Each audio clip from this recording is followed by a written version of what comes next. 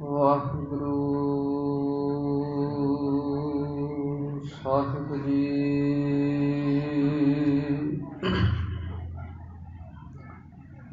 ਇੱਕ ਓੰਕਾਰ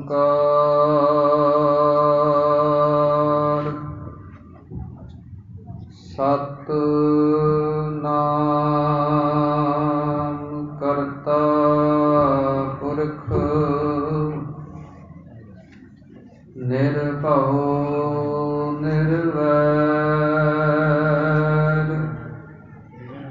ਅਕਾਲ ਮੂਰਤ ਅਜੂਨੀ ਸੈਭੰ ਗੁਰ ਪ੍ਰਸਾਦ ਜਪ ਆਦ ਸਚ ਜੁਗਾਦ ਸਚ ਹੈ ਭੀ ਸਚ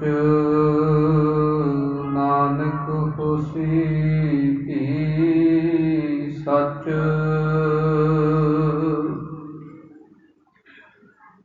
ਸੰਤਨ ਕੀ ਮਹਿਮਾ ਕਵਨ ਬਖਾਨਾ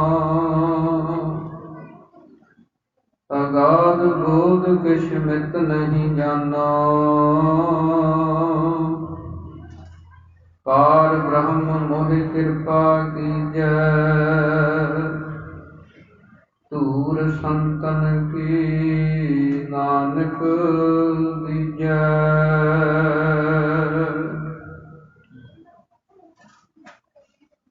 ਸਤਿਗੁਰਾਂ ਦੀ ਸਾਜੀ ਨਵਾਜੀ ਹੋਈ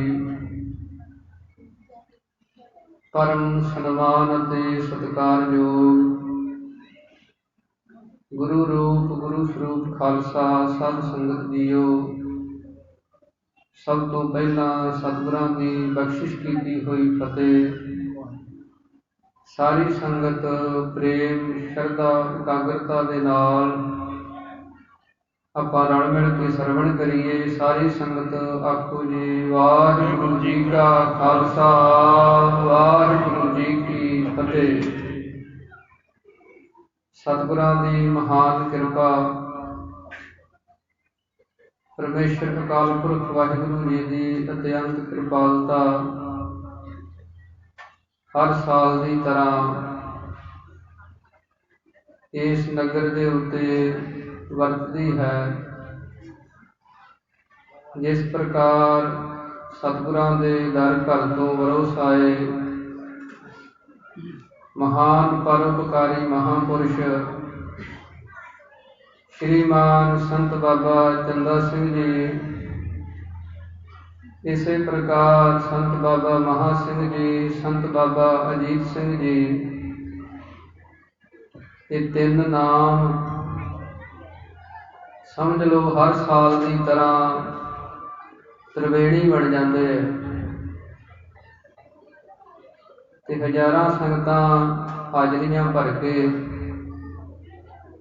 ਆਪਣੇ ਸਵਾਸਾਂ ਨੂੰ, ਆਪਣੇ ਸਮੇਂ ਨੂੰ ਗੁਰੂ ਕੀ ਸਿੱਖਿਆ ਪ੍ਰਾਪਤ ਕਰਕੇ ਸਫਲਾ ਕਰਦੇ ਹਨ। ਜਿਵੇਂ ਦਾਸ ਤੋਂ ਪਹਿਲਾਂ ਆਪ ਜੀ ਨੇ ਧੰਨ ਧੰਨ ਸਤਿਗੁਰੂ ਸ੍ਰੀ ਗੁਰੂ ਰਾਮਦਾਸ ਮਹਾਰਾਜ ਸੱਚੇ ਪਾਤਸ਼ਾਹ ਜੀ ਸੱਚਖੰਡ ਸ੍ਰੀ ਹਰਿਮੰਦਰ ਸਾਹਿਬ ਜੀ, ਜੋ ਸਿੱਖ ਦੀ ਜਾਨ ਹੈ, ਦਿਲ ਹੈ, ਹਿਰਦਾ ਹੈ, ਉਸ ਸਥਾਨ ਤੇ ਸਤਿਗੁਰਾਂ ਦੀ ਪਾਵਨ ਬਾਣੀ ਦਾ ਹਰ ਜਸ ਕੀਰਤਨ ਕਰਨ ਵਾਲੇ ਬਹੁਤ ਹੀ ਸਤਿਕਾਰਯੋਗ ਰਾਗੀ ਸਾਹਿਬਾਨ ਭਾਈ ਸਾਹਿਬ ਭਾਈ ਰਣਧੀਰ ਸਿੰਘ ਜੀ, ਜਿਨ੍ਹਾਂ ਦੀ ਰਸਨਾ ਪਾਸੋਂ ਆਪ ਜੀ ਨੇ ਸਤਿਗੁਰਾਂ ਦੀ ਪਾਵਨ ਬਾਣੀ ਦਾ ਹਰ ਜਸ ਕੀਰਤਨ ਸਰਵਣ ਕੀਤਾ ਹੈ। ਜਿੱਥੇ ਰਾਗੀ ਸਾਹਿਬਾਨ ਪਹੁੰਚੇ ਹਨ, ਇਹ ਇਕੱਲੇ ਨਹੀਂ ਆਏ, ਇਹਨਾਂ ਦੇ ਨਾਲ ਧੰਨ ਸ਼੍ਰੀ ਗੁਰੂ ਰਾਮਦਾਸ ਮਹਾਰਾਜ ਜੀ ਦੀਆਂ ਬਖਸ਼ਿਸ਼ਾਂ ਵੀ ਆਈਆਂ, ਜਿਹੜੀਆਂ ਇਹਨਾਂ ਨੇ ਇੱਥੇ ਵਰਤਾਈਆਂ। ਸੋ ਇਸ ਕਰਕੇ ਆਪ ਸੰਗਤਾਂ ਨੇ ਲਾਹੇ ਪ੍ਰਾਪਤ ਕੀਤੇ ਹੈ। ਕਲਯੁਗ ਮਹਿ ਕੀਰਤਨ ਪ੍ਰਧਾਨਾ, ਗੁਰਮੁਖ ਜਪੀਐ ਲਾਏ ਧਿਆਨਾ। ਕੀਰਤਨ ਨਿਰਮੋਲਕ ਹੀਰਾ, ਆਨੰਦ ਗੁਣੀ ਗਹੀਰਾ। ਕੀਰਤਨ ਇੱਕ ਨਿਰਮੋਲਕ ਦਾਤ ਹੈ ਜੋ ਸਿੱਖ ਦੀ ਖੁਰਾਕ ਹੈ, ਮਨ ਦੀ ਖੁਰਾਕ ਹੈ। ਸਿੱਖ ਦਾ ਜੀਵਨ ਹੀ ਬਾਣੀ ਦੇ ਆਸਰੇ ਹੈ, ਚਾਹੇ ਉਹ ਕੀਰਤਨ ਰੂਪ ਦੇ ਵਿੱਚ ਹੈ, ਚਾਹੇ ਉਹ ਪਾਠ ਰੂਪ ਦੇ ਵਿੱਚ ਹੈ, ਚਾਹੇ ਉਹ ਕਥਾ ਰੂਪ ਦੇ ਵਿੱਚ ਹੈ। ਹਰੇਕ ਚੀਜ਼ ਦਾ ਆਧਾਰ ਹੁੰਦਾ, ਉਹਦਾ ਆਸਰਾ ਹੁੰਦਾ ਹੈ। ਮਨ ਜਿਹੜਾ ਹੈ ਇਹ ਬਿਨਾਂ ਆਸਰੇ ਤੋਂ ਰਹਿੰਦਾ ਹੀ ਨਹੀਂ, ਇਹ ਹਰ ਸਮੇਂ ਕਿਸੇ ਨਾ ਕਿਸੇ ਆਸਰੇ ਦੇ ਅਧੀਨ ਚੱਲਦਾ ਹੈ। ਪਰ ਸਿੱਖ ਦੀ ਸਾਰੀ ਕੋਸ਼ਿਸ਼ ਅਖੀਰਲੇ ਸਾਹ ਤੱਕ ਇੱਥੇ ਹੀ ਰਹਿੰਦੀ ਹੈ ਕਿ ਜਿਹੜਾ ਮਨ ਹੈ ਇਹ ਬਾਣੀ ਦੇ ਆਸਰੇ ਚੱਲੇ। ਜਿਵੇਂ ਮਹਾਂਪੁਰਸ਼ਾਂ ਨੇ ਕਮਾਈਆਂ ਕੀਤੀਆਂ, ਅੱਜ ਤਕਰੀਬਨ 75ਵਾਂ ਸਮਾਗਮ, 75 ਸਾਲਾਂ ਤੋਂ ਆਪਾਂ ਉਹਨਾਂ ਮਹਾਂਪੁਰਸ਼ਾਂ ਨੂੰ ਯਾਦ ਕਰ ਰਹੇ ਹਾਂ, ਕਿਉਂਕਿ ਉਹਨਾਂ ਨੇ ਉਸ ਚੀਜ਼ ਨੂੰ ਜਪਿਆ ਜਿਹੜੀ ਆਪ ਵੀ ਰਹਿੰਦੀ ਹੈ ਤੇ ਜਿਹੜਾ ਉਹਨੂੰ ਜਪਣ ਲੱਗ ਜੇ ਉਹ ਵੀ ਰਹਿੰਦਾ ਹੈ। ਧੰਨ ਸ੍ਰੀ ਗੁਰੂ ਅਰਜਨ ਦੇਵ ਮਹਾਰਾਜ ਸੱਚੇ ਪਾਤਸ਼ਾਹ ਜੀ ਆਪਣੀ ਪਾਵਨ ਬਾਣੀ ਸੁਖਮਨੀ ਸਾਹਿਬ ਦੇ ਅੰਦਰ ਇਹ ਬਚਨ ਕਰਦੇ ਹੈ। ਸਤਿਗੁਰੂ ਜੀ ਕਹਿੰਦੇ ਸਤ ਚੀਜ਼ ਕਿਹੜੀ ਹੁੰਦੀ ਹੈ? ਸਤ ਤੋਂ ਭਾਵ ਹੈ ਕਿ ਜਿਹੜਾ ਸਦੀਵੀ ਰਹਿੰਦਾ ਹੈ। ਵਿਦਵਾਨਾਂ ਨੇ ਸਤ ਦਾ ਲੱਛਣ ਕੀਤਾ ਤ੍ਰਈ ਕਾਲ ਬਾਧਤਵੰ ਸਤਤਵੰ, ਤਿੰਨਾਂ ਕਾਲਾਂ 'ਚ ਜਿਸ ਦਾ ਨਾਸ ਨਹੀਂ ਹੁੰਦਾ ਉਹ ਸਤ ਹੈ। ਉਹ ਸਤ ਕੀ ਹੈ? ਪਰਮੇਸ਼ਰ ਦਾ ਨਾਮ। ਸ਼੍ਰੀ ਗੁਰੂ ਅਰਜਨ ਦੇਵ ਮਹਾਰਾਜ ਬਚਨ ਕਰਦੇ ਆ, ਨਾਮ ਸਤ ਸਤ ਧਿਆਵਨ ਹਾਰ। ਜਿੱਥੇ ਪਰਮੇਸ਼ਰ ਦਾ ਨਾਮ ਸਤ ਹੈ ਉੱਥੇ ਧਿਆਉਣ ਵਾਲਾ ਵੀ ਸਤ ਹੋ ਜਾਂਦਾ ਹੈ। ਇਸੇ ਕਰਕੇ ਸ਼੍ਰੀ ਗੁਰੂ ਤੇਗ ਬਹਾਦਰ ਮਹਾਰਾਜ ਜੀ ਦੇ ਬਚਨ ਹਨ, ਨਾਮ ਰਹਿਓ ਸਾਧੂ ਰਹਿਓ, ਰਹਿਓ ਗੁਰੂ ਗੋਬਿੰਦ। ਇਸ ਕਰਕੇ ਜਿਵੇਂ ਇਤਿਹਾਸ ਦੇ ਅੰਦਰ ਇੱਕ ਘਟਨਾ ਆਉਂਦੀ ਹੈ, ਧੰਨ ਸ਼੍ਰੀ ਗੁਰੂ ਗੋਬਿੰਦ ਸਿੰਘ ਮਹਾਰਾਜ ਸੱਚੇ ਪਾਤਸ਼ਾਹ ਜੀ ਦੇ ਸਮੇਂ, ਜਿਸ ਸਮੇਂ ਸਤਿਗੁਰੂ ਜੀ ਅਨੰਦਪੁਰ ਸਾਹਿਬ ਦੀ ਧਰਤੀ ਤੇ ਸਨ ਤੇ ਹਰ ਰੋਜ਼ ਦੀ ਤਰ੍ਹਾਂ ਦੀਵਾਨ ਲੱਗਦਾ, ਸਿੱਖ ਸੰਗਤਾਂ ਸਜਦੀਆਂ, ਕਥਾ ਕੀਰਤਨ ਹੁੰਦਾ। ਇਸੇ ਤਰ੍ਹਾਂ ਤੇ ਕਥਾ ਕੀਰਤਨ ਤੋਂ ਬਾਅਦ ਇੱਕ ਦਿਨ ਸਿੱਖ ਜਿਹੜੇ ਸਨ, ਸਿੰਘ ਜਿਹੜੇ ਸਨ, ਉਹ ਇਹ ਵਿਚਾਰ ਕਰਨ ਲੱਗ ਪਏ, ਕਹਿੰਦੇ ਕਿ ਭਗਤ ਕਬੀਰ ਸਾਹਿਬ ਜੀ ਬਹੁਤ ਸਾਲ ਅਰਸੇ ਬੀਤ ਚੁੱਕੇ ਆ ਉਹਨਾਂ ਨੂੰ ਇਸ ਸਰੀਰ ਦੇ ਵਿੱਚ ਆਇਆ ਹੋਇਆ ਨੂੰ, ਕਿ ਉਹਨਾਂ ਦੇ ਸਮੇਂ ਰਾਜਾ ਕਿਹੜਾ ਰਾਜ ਕਰਦਾ ਹੋਏਗਾ। ਕਿਉਂਕਿ ਭਗਤ ਕਬੀਰ ਸਾਹਿਬ ਜੀ ਦੀ ਪਾਵਨ ਬਾਣੀ ਜਦੋਂ ਆਪਾਂ ਪੜ੍ਹਦੇ ਹਾਂ ਤੇ ਉਹਦੇ ਵਿੱਚ ਇਹ ਟੁੱਕਾਂ ਮਿਲ ਜਾਂਦੀਆਂ ਕਿ ਉਹਨਾਂ ਦਾ ਰਾਜੇ ਦੇ ਨਾਲ ਸੰਵਾਦ ਹੋਇਆ, ਤੇ ਉਹ ਸਿੱਖਾਂ ਦੇ ਇਹ ਚਰਚਾ ਚੱਲ ਪਈ ਕਿ ਰਾਜਾ ਉਸ ਸਮੇਂ ਕਿਹੜਾ ਹੋ ਸਕਦਾ। ਕਿਸੇ ਨੇ ਆਖਿਆ ਕਿ ਉਸ ਸਮੇਂ ਨਾਮ ਲਏ ਰਾਜਿਆਂ ਦੇ ਵੱਖੋ ਵੱਖਰੇ, ਪਰ ਕੋਈ ਨਿਰਣਾ ਨਾ ਹੋਵੇ। ਤਾਂ ਧੰਨ ਗੁਰੂ ਗੋਬਿੰਦ ਸਿੰਘ ਮਹਾਰਾਜ ਸੱਚੇ ਪਾਤਸ਼ਾਹ ਜੀ ਸੁਣ ਕੇ ਕਹਿਣ ਲੱਗੇ, ਕਹਿੰਦੇ ਸਿੱਖੋ ਤੁਸੀਂ ਇਸ ਨਿਰਣੇ ਤੇ ਪਹੁੰਚ ਨਹੀਂ ਸਕਦੇ ਕਿ ਉਸ ਸਮੇਂ ਕਿਹੜਾ ਰਾਜਾ ਰਾਜ ਕਰਦਾ ਸੀ, ਪਰ ਇਹਦੇ ਤੋਂ ਇੱਕ ਸਿੱਖਿਆ ਬਹੁਤ ਵੱਡੀ ਨਿਕਲਦੀ ਹੈ। ਕਹਿਣ ਲੱਗੇ ਮਹਾਰਾਜ ਉਹ ਤੇ ਨਹੀਂ ਸਾਨੂੰ ਪਤਾ ਵੀ ਸਿੱਖਿਆ ਕੀ ਨਿਕਲਦੀ ਹੈ। ਤਾਂ ਸਤਿਗੁਰੂ ਗੁਰੂ ਗੋਬਿੰਦ ਸਿੰਘ ਮਹਾਰਾਜ ਸੱਚੇ ਪਾਤਸ਼ਾਹ ਕਹਿਣ ਲੱਗੇ ਕਿ ਸਿੱਖੋ ਇਹਦੇ ਵਿੱਚੋਂ ਸਿੱਖਿਆ ਇਹ ਨਿਕਲਦੀ ਹੈ ਕਿ ਤੁਸੀਂ ਨਿਰਣਾ ਨਹੀਂ ਕਰ ਸਕਦੇ ਕਿ ਰਾਜਾ ਕਿਹੜਾ ਹੋਇਆ, ਪਰ ਕਿਸੇ ਬੱਚੇ ਨੂੰ ਪੁੱਛ ਲਓ ਕਿ ਭਗਤ ਕਬੀਰ ਹੋਇਆ ਤੇ ਉਹ ਵੀ ਸਿਰ ਹਿਲਾਊ ਵੀ ਹੋਇਆ। ਕਿਉਂਕਿ ਰਾਜਿਆਂ ਦੀ ਗਿਣਤੀ ਜਿਹੜੀ ਹੈ ਉਹ ਸੀਮਤ ਸਮੇਂ ਤੱਕ ਹੁੰਦੀ ਹੈ। ਤੇ ਰਾਜ ਵੀ ਸੀਮਤ ਹੁੰਦੇ ਆ। ਇਹ ਤੇ ਭਗਤਾਂ ਦਾ ਰਾਜ ਹੈ, ਸੱਚਾ ਅਮਰ ਸੱਚੀ ਪਾਤਸ਼ਾਹੀ, ਸੱਚੇ ਸੇਤੀ ਰਾਤੇ। ਉਹਨਾਂ ਦਾ ਰਾਜ ਭਾਗ ਸਦੀਵੀ ਹੁੰਦਾ। ਇਸੇ ਕਰਕੇ ਵਿਦਵਾਨਾਂ ਨੇ ਕੁਝ ਚੀਜ਼ਾਂ ਮੰਨੀਆਂ ਕਿ ਜਿਨ੍ਹਾਂ ਦੀ ਮਹਿਮਾ, ਜਿਨ੍ਹਾਂ ਦੀ ਉਸਤਤੀ ਜੇ ਆਪਾਂ ਕਰਨੀ ਚਾਹੀਏ ਤੇ ਪੂਰਨ ਰੂਪ ਦੇ ਵਿੱਚ ਕੀਤੀ ਨਹੀਂ ਜਾ ਸਕਦੀ। ਸਭ ਤੋਂ ਪਹਿਲੇ ਨੰਬਰ ਤੇ ਪਰਮੇਸ਼ਰ ਦੀ ਬੇਅੰਤਤਾ ਦਾ ਜ਼ਿਕਰ ਆਉਂਦਾ ਕਿ ਪਰਮੇਸ਼ਰ ਬੇਅੰਤ ਹੈ। ਜੇ ਉਸ ਪਰਮੇਸ਼ਰ ਦੀ ਅੰਤ ਨੂੰ ਕੋਈ ਬਿਆਨਣਾ ਚਾਹੇ, ਉਹਦੇ ਅਖੀਰ ਨੂੰ ਕੋਈ ਦੱਸਣਾ ਚਾਹੇ, ਤੇ ਭਗਤ ਕਬੀਰ ਸਾਹਿਬ ਜੀ ਦਾ ਇੱਕ ਬਚਨ ਆਉਂਦਾ ਹੈ। ਭਗਤ ਕਬੀਰ ਸਾਹਿਬ ਜੀ ਬਚਨ ਕਰਦੇ ਹਨ, ਕਬੀਰ ਸਾਤ ਸਮੁੰਦਰ ਮਸ ਕਰੋ, ਕਲਮ ਕਰੋ ਬਨ ਰਾਏ, ਬਸਦਾ ਕਾਗਦ ਜਿਉ ਕਰੋ, ਹਰ ਜਸ ਲਿਖਣ ਨ ਜਾਏ। ਭਗਤ ਕਬੀਰ ਸਾਹਿਬ ਜੀ ਕਹਿੰਦੇ ਪਰਮੇਸ਼ਰ ਦਾ ਜਸ, ਪਰਮਾਤਮਾ ਵਾਹਿਗੁਰੂ ਜੀ ਦੀ ਮਹਿਮਾ ਕੋਈ ਇੱਕ ਦੋ ਕਾਪੀਆਂ ਦੀ ਗੱਲ ਨਹੀਂ, ਇੱਕ ਦੋ ਕਲਮਾਂ ਦੀ ਗੱਲ ਨਹੀਂ, ਇੱਕ ਦੋ ਸ਼ਾਹੀ ਦੀਆਂ ਦਵਾਤਾਂ ਦੀ ਗੱਲ ਨਹੀਂ। ਸਾਤ ਸਮੁੰਦਰ ਮਸ ਕਰੋ, ਸੱਤਾਂ ਸਮੁੰਦਰਾਂ ਦੀ ਸ਼ਾਹੀ ਹੋਵੇ। ਕਲਮ ਕਰੋ ਬਨ ਰਾਏ, ਜਿੰਨੀ ਬਨਸਪਤੀ ਹੈ, ਜਿੰਨੇ ਰੁੱਖ ਹੈ, ਸਭ ਦੀਆਂ ਕਲਮਾਂ ਘੜ ਲਓ। ਬਸਦਾ ਕਾਗਜ਼ ਜਿਉਂ ਕਰੋ, ਧਰਤੀ ਨੂੰ ਕਾਗਜ਼ ਬਣਾ ਲਓ, ਹਰ ਜਸ ਲਿਖਣ ਨਾ ਜਾਏ।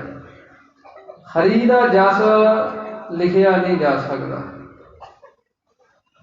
ਕਿਉਂਕਿ ਪਰਮੇਸ਼ਰ ਦੀ ਮਹਿਮਾ, ਉਹਦੀ ਵਡਿਆਈ ਸੀਮਾ ਦੇ ਵਿੱਚ ਹੈ ਹੀ ਨਹੀਂ। ਸ਼੍ਰੀ ਗੁਰੂ ਗੋਬਿੰਦ ਸਿੰਘ ਮਹਾਰਾਜ ਸੱਚੇ ਪਾਤਸ਼ਾਹ ਜੀ ਨੇ ਭਗਤ ਕਬੀਰ ਸਾਹਿਬ ਜੀ ਦੇ ਇਸੇ ਸ਼ਲੋਕ ਨੂੰ ਮੁੱਖ ਰੱਖਦਿਆਂ ਆਪਣੀ ਪਾਵਨ ਬਾਣੀ ਦਸਮ ਗੁਰੂ ਗ੍ਰੰਥ ਸਾਹਿਬ ਜੀ ਦੇ ਅੰਦਰ ਇੱਕ ਸਵਈਆ ਉਚਾਰਨ ਕੀਤਾ ਹੈ, ਜਿਸ ਦੇ ਅੰਦਰ ਵੀ ਸਤਿਗੁਰਾਂ ਨੇ ਪਰਮੇਸ਼ਰ ਦੀ ਬੇਅੰਤਤਾ ਦਾ ਵਰਣਨ ਕੀਤਾ ਹੈ। ਤੇ ਸਤਿਗੁਰਾਂ ਨੇ ਬਚਨ ਲਿਖੇ ਹਨ ਕਿ ਜਿਵੇਂ ਇੱਥੇ ਭਗਤ ਕਬੀਰ ਸਾਹਿਬ ਜੀ ਨੇ ਇਹਨਾਂ ਚੀਜ਼ਾਂ ਦਾ ਜ਼ਿਕਰ ਕੀਤਾ, ਇਸੇ ਤਰ੍ਹਾਂ ਹੀ ਸਤਿਗੁਰਾਂ ਨੇ ਉੱਥੇ ਇਹ ਬਚਨ ਉਚਾਰਨ ਕੀਤੇ ਹਨ ਕਿ ਉਹ ਪਰਮੇਸ਼ਰ ਦੀ ਬੇਅੰਤਤਾ ਨੂੰ ਕੋਈ ਬਿਆਨ ਨਹੀਂ ਕਰ ਸਕਦਾ। ਦੂਸਰੇ ਨੰਬਰ ਤੇ ਹੈ ਗੁਰੂ ਦੀ ਮਹਿਮਾ।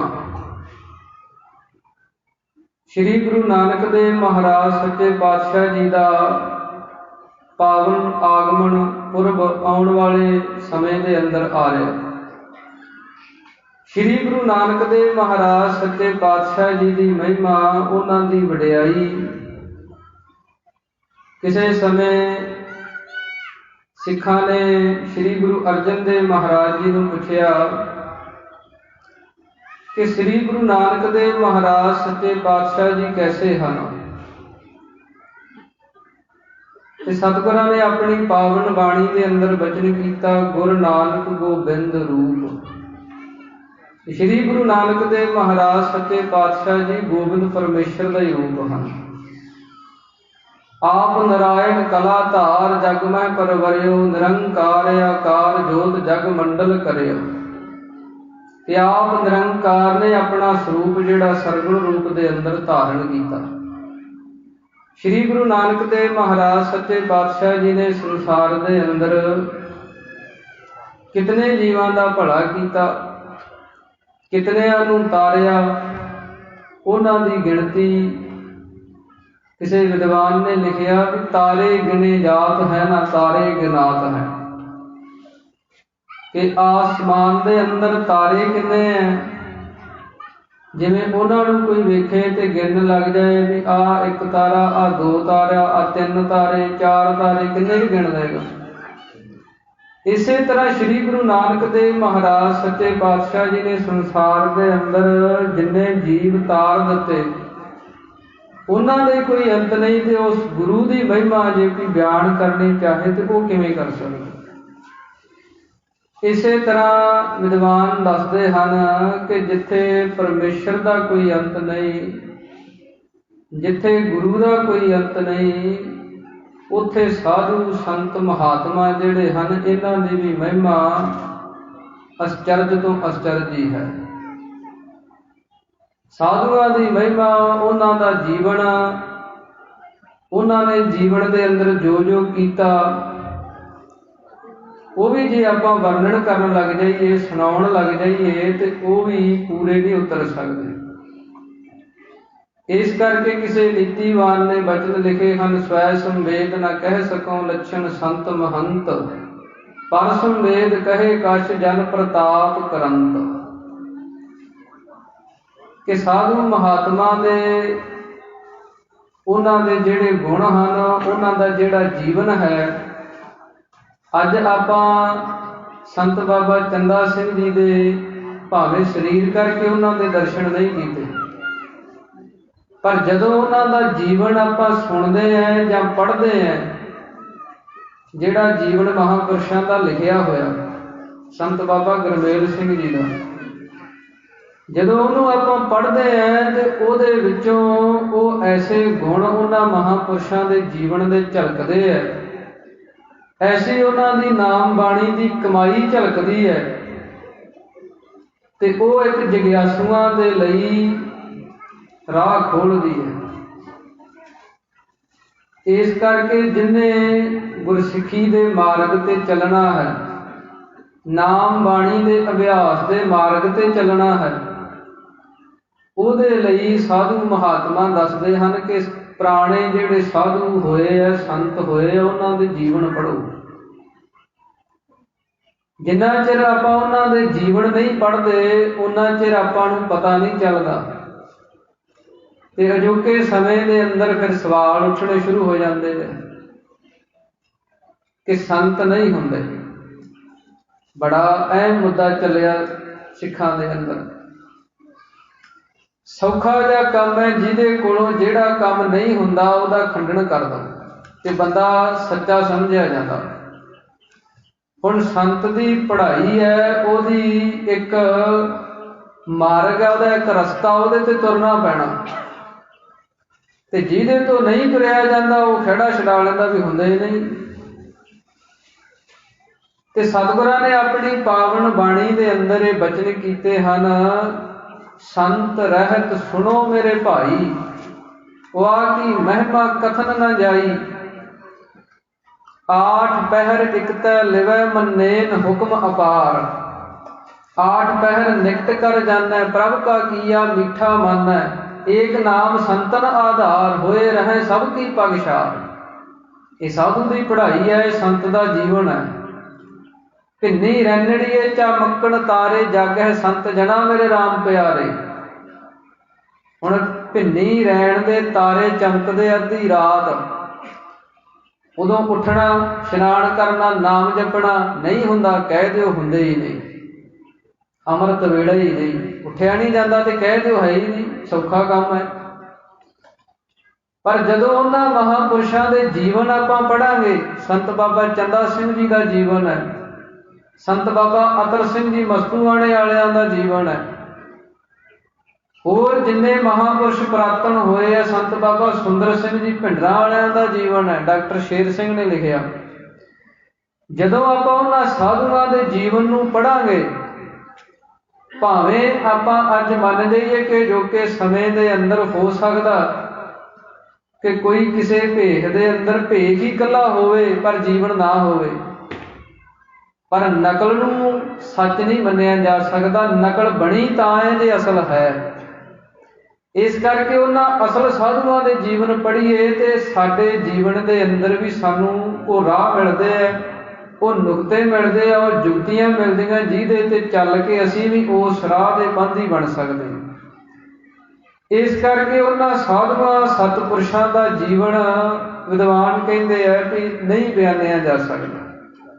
ਸੰਤ ਬਾਬਾ ਚੰਦਾ ਸਿੰਘ ਜੀ ਮਹਾਂਪੁਰਸ਼ ਐਸੇ ਕਰਨੀ ਵਾਲੇ ਤੇ ਮਹਾਨ ਵਿਦਵਾਨ ਹੋਏ ਆ। ਜਿਨ੍ਹਾਂ ਦਾ ਨਾਮ ਅੱਜ ਵੀ ਬੜੇ ਸਤਿਕਾਰ ਦੇ ਨਾਲ ਲਿਆ ਜਾਂਦਾ, ਉਹਨਾਂ ਮਹਾਂਪੁਰਸ਼ਾਂ ਦੇ ਹੱਥ ਲਿਖਤ ਬੀੜ ਸ੍ਰੀ ਸਰਬਲੋਕ ਗ੍ਰੰਥ ਦੀ, ਉਹ ਵੀ ਦੇਖਣ ਦੇ ਵਿੱਚ ਆਉਂਦੀ ਹੈ। ਉਹ ਵੀ ਇੱਕ ਐਵੀਡੈਂਸ ਦਾ, ਸਬੂਤ ਦਾ ਕੰਮ ਕਰਦੀ ਹੈ ਕਿ ਪ੍ਰਾਤਨ ਮਹਾਂਪੁਰਸ਼ ਸ੍ਰੀ ਸਰਬਲੋਕ ਦੀ ਬਾਣੀ ਨੂੰ ਪੜ੍ਹਦੇ ਸੁਣਦੇ ਰਹੇ। ਇਸ ਕਰਕੇ ਅਜੋਕੇ ਸਮੇਂ ਦੇ ਅੰਦਰ ਜੋ ਜੋ ਵਹਿਮ ਭਰਮ ਭੁਲੇਖੇ, ਇਹਨਾਂ ਨੂੰ ਆਪਾਂ ਛੱਡ ਕੇ ਜੋ ਮਾਰਗ ਸ੍ਰੀ ਗੁਰੂ ਨਾਨਕ ਦੇਵ ਮਹਾਰਾਜ ਸੱਚੇ ਪਾਤਸ਼ਾਹ ਜੀ ਨੇ ਆਪਾਂ ਨੂੰ ਬਖਸ਼ਿਸ਼ ਕੀਤਾ ਹੈ, ਜਿਸ ਮਾਰਗ ਤੇ ਧੰਨ ਗੁਰੂ ਗੋਬਿੰਦ ਸਿੰਘ ਮਹਾਰਾਜ ਜੀ ਨੇ ਸਾਨੂੰ ਤੋਰਿਆ, ਬਾਣੀ ਬਾਣਾ ਪੰਖ ਪਛਾਨੋ ਸਿੰਘ ਗੁਰੂ ਕਾ ਪੰਛੀ ਜਾਨੋ, ਰਹਿਣੀ ਰਹਿ ਸੋਈ ਸਿੱਖ ਮੇਰਾ, ਉਹ ਸਾਹਿਬ ਮੈਂ ਉਸਕਾ ਚੇਰਾ। ਜਿਹੜਾ ਰਹਿਤ ਦੇ ਵਿੱਚ ਪ੍ਰਪੱਕ ਹੈ, ਪੰਜਾਂ ਬਾਣੀਆਂ ਦਾ, ਸੱਤਾਂ ਬਾਣੀਆਂ ਦਾ ਧਾਰਨੀ ਹੈ, ਪੰਜਾਂ ਕਕਾਰਾਂ ਦਾ ਧਾਰਨੀ ਹੈ, ਗੁਰੂ ਤੋਂ ਬਿਨਾਂ ਕਿਸੇ ਹੋਰ ਤੇ ਭਰੋਸਾ ਨਹੀਂ ਰੱਖਦਾ, ਉਹਨੂੰ ਕੋਈ ਫਿਕਰ ਨਹੀਂ ਅਜੋਕੇ ਸਵਾਲਾਂ ਤੋਂ, ਅਜੋਕੇ ਸਮੇਂ ਤੋਂ। ਇਸ ਕਰਕੇ ਗੁਰੂ ਸਾਹਿਬ ਜੀ ਨੂੰ ਆਪਾਂ ਅੰਗ ਸੰਗ ਸਮਝੀਏ। ਹਰ ਸਮੇਂ ਸਤਿਗੁਰੂ ਜੀ ਸਹਾਇਤਾ ਕਰਦੇ। ਸਿੱਖਾਂ ਨੇ ਜਦੋਂ ਪੰਜਾਂ ਪਿਆਰਿਆਂ ਸਾਹਿਬਾਨਾਂ ਨੇ ਇਹ ਖੰਡੇ ਬਾਟੇ ਦਾ ਅੰਮ੍ਰਿਤ ਪ੍ਰਾਪਤ ਕੀਤਾ, ਤੇ ਜਦੋਂ ਸਤਿਗੁਰਾਂ ਨੂੰ ਛਕਾਉਣ ਲੱਗੇ, ਜਦੋਂ ਸਤਿਗੁਰਾਂ ਨੇ ਆਪ ਚੇਲੇ ਬਣ ਕੇ ਛਕਿਆ, ਤੇ ਉੱਥੇ ਇੱਕ ਬਚਨ ਕਿਹਾ, ਕਹਿਣ ਲੱਗੇ ਮਹਾਰਾਜ ਤੁਸੀਂ ਪੰਥ ਦੀ ਅਗਵਾਈ ਕਰਨੀ ਹੈ। ਤੇ ਸਤਿਗੁਰਾਂ ਨੇ ਬਚਨ ਕਿਹਾ, ਗੁਰਬਾਣੀ ਰਸ ਨਿਤ ਉਠ ਚਖੈ, ਹਉ ਤਿਨ ਕੇ ਸੰਗ ਰਹੋ ਸਹਾਇਕ, ਸਗਲ ਦੋਖ ਬਿਗਣ ਤਿਸ ਘਾਇਕ। ਮਹਾਰਾਜ ਕਹਿੰਦੇ ਮੈਂ ਉਹਦੀ ਸਹਾਇਤਾ ਕਰੂੰ, ਮੈਂ ਉਹਦੇ ਸਦਾ ਅੰਗ ਸੰਗ ਰਹੂੰ, ਜਿਹੜਾ ਅੰਮ੍ਰਿਤ ਵੇਲਾ ਸੰਭਾਲਦਾ ਤੇ ਹਰ ਰੋਜ਼ ਗੁਰਬਾਣੀ ਦੇ ਰਸ ਨੂੰ ਆਪ ਲੈਂਦਾ, ਮੈਂ ਉਹਦੇ ਸਦਾ ਹੀ ਅੰਗ ਸੰਗ। ਇਸ ਕਰਕੇ ਸਾਨੂੰ ਗੁਰਬਾਣੀ ਦੇ ਲੜ ਲੱਗ ਕੇ ਆਪਣੇ ਜੀਵਨ ਨੂੰ, ਨਿਤਨੇਮ ਨੂੰ, ਨਾਮ ਸਿਮਰਨ ਨੂੰ ਵਧਾਉਣਾ ਚਾਹੀਦਾ, ਇਹਦਾ ਅਭਿਆਸ ਕਰਨਾ ਚਾਹੀਦਾ। ਜੋ ਮਹਾਂਪੁਰਸ਼ਾਂ ਨੇ ਕੀਤਾ ਤੇ ਸਾਨੂੰ ਸਿੱਖਿਆ ਦਿੱਤੀ, ਉਹਦੇ ਤੇ ਚੱਲੀਏ। ਇੰਨੀਆਂ ਬੇਨਤੀਆਂ ਆਪ ਸੰਗਤ ਨੇ ਪ੍ਰਵਾਨ ਕਰਨੀਆਂ। ਆਏ ਹੋਏ ਬੇਅੰਤ ਮਹਾਂਪੁਰਸ਼ਾਂ ਦਾ ਧੰਨਵਾਦ, ਆਪ ਸੰਗਤਾਂ ਦਾ ਧੰਨਵਾਦ। ਮੌਜੂਦਾ ਮਹਾਂਪੁਰਸ਼ ਸੰਤ ਬਾਬਾ ਗੁਰਮੀਤ ਸਿੰਘ ਜੀ ਜੋ ਇਹ ਸਾਰੇ ਸਮਾਗਮ ਹਰ ਸਾਲ ਕਰਵਾਉਂਦੇ ਹਨ, ਦਾਸ ਦੇ ਵਿਦਿਆ ਦਾਤੇ ਸ਼੍ਰੀਮਾਨ ਸੰਤ ਗਿਆਨੀ ਭਗਵਾਨ ਸਿੰਘ ਜੀ ਭਿੰਡਰਾਂ ਵਾਲੇ ਮਹਾਂਪੁਰਸ਼, ਉਹਨਾਂ ਨੇ ਬੜੀ ਕਿਰਪਾ ਕੀਤੀ, ਜੋ ਇੱਥੋਂ ਇਹ ਸੰਗਤਾਂ ਦੇ ਵਿੱਚ ਆਪ ਦੇ ਵਿੱਚ ਬੋਲਣ ਦਾ ਉਹਨਾਂ ਨੇ ਸੋਝੀ ਬਖਸ਼ਿਸ਼ ਕੀਤੀ। ਉਹਨਾਂ ਮਹਾਂਪੁਰਸ਼ਾਂ ਦਾ ਧੰਨਵਾਦ। ਹੋਈਆਂ ਬੇਅੰਤ ਭੁੱਲਾਂ ਦੀ ਮਾਫੀ। ਇੱਥੇ ਹੀ ਦਾਸ ਫਤਿਹ ਬੁਲਾਉਂਦਾ। ਆਖੋ ਜੀ ਵਾਹਿਗੁਰੂ ਜੀ ਕਾ ਖਾਲਸਾ, ਵਾਹਿਗੁਰੂ ਜੀ ਕੀ ਫਤਿਹ।